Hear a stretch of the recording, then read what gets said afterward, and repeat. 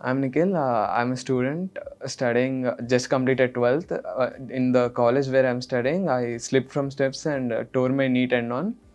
I got admitted to a local hospital. Then after MRI, we got to know that it's a quadriceps tendon tear. So we came to Apollo because family member recommended Dr. Ravi Teja sir to be a professional in this field of medicine. So we got admitted.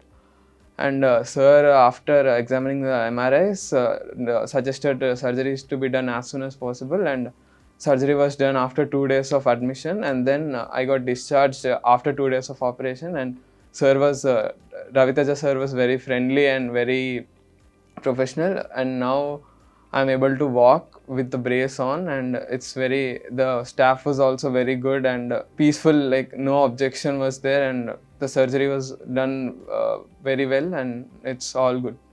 Dr. Raviteja was also very good and checked everything very nicely, and he suggested that it's very healing very quickly, and his surgery is top notch, and it's very good that I'm able to walk now. And he said that it will be completely all right after 1.5 months or 2 months. I'll be able to walk like before.